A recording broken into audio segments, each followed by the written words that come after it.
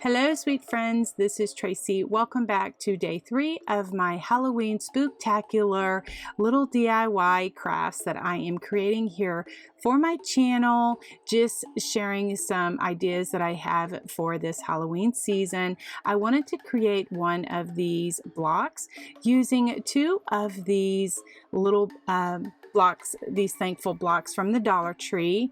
And since I was going to glue them together, I had to think of something. I'm like, well, I don't want that center crack to be showing so evidently. And so I thought about doing the crackle technique with paint. So I'm going to show you how I create the crackle look, where it kind of helps mask that crack that is in those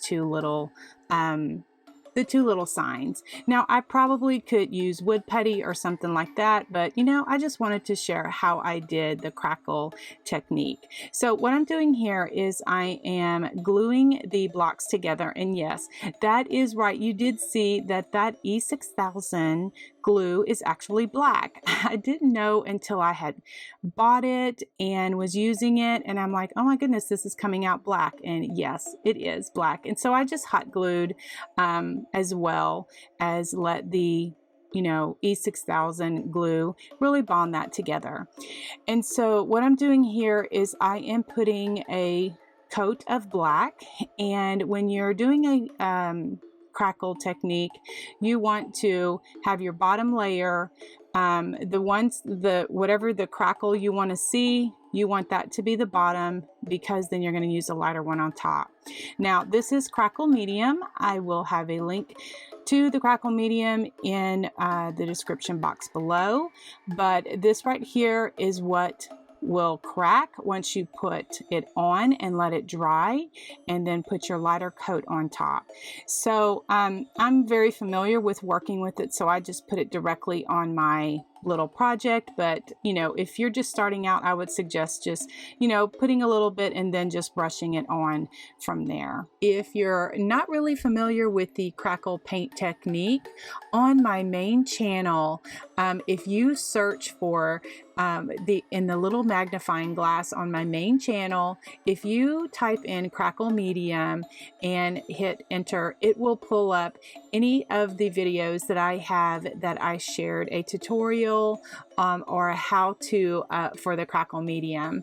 And so in this video right here, I'm just showing how I created the little trick-or-treat sign, but I'm going to put a link in the description below so that you can check out my other crackle paint technique tutorials if you would like to know a little bit more in depth.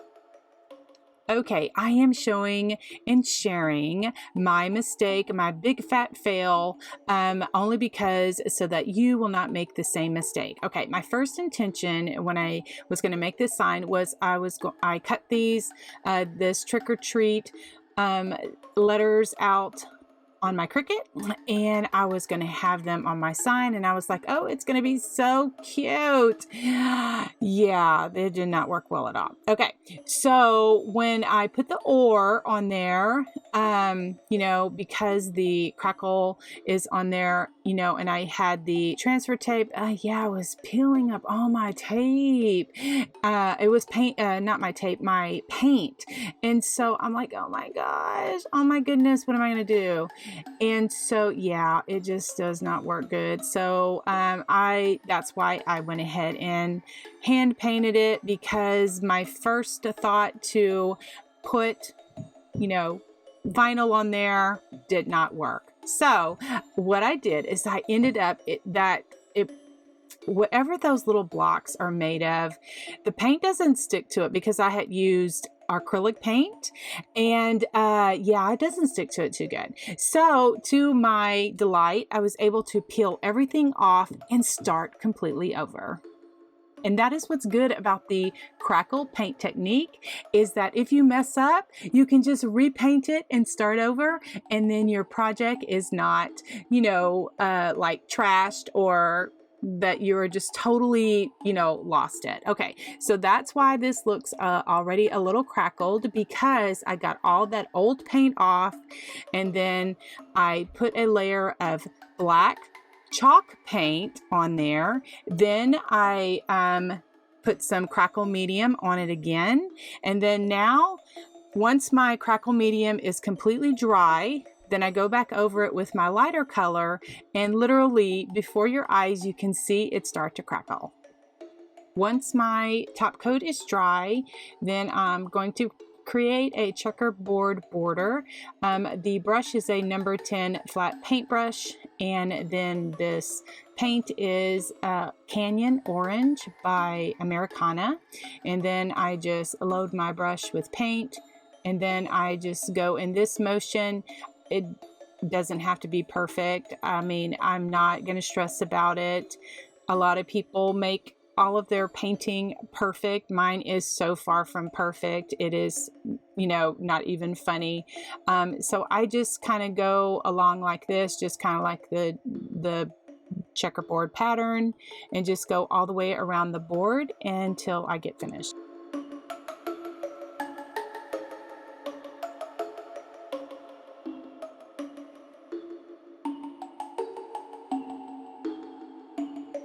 I like to add some brown shading along the edges of my project. So I have some clean water, and then my number 12 flat paintbrush, and then just dipping half of my brush in paint, half my brush in water, and then I blend it on a paper towel, and then I go around the project as many times as I like to get the color of shading that I like.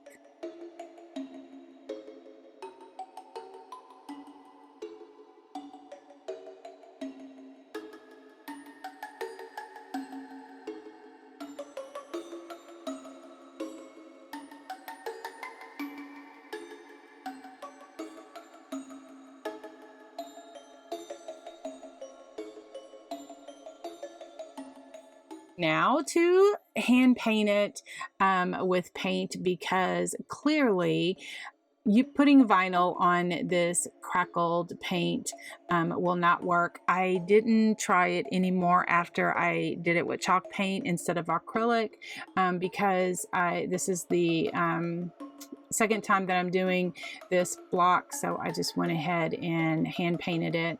Now it's taken me many years. If you've watched any of my recent videos that I've done some painting, I've shared my story with you. I've been painting for many years and taught myself to paint. I say that humbly.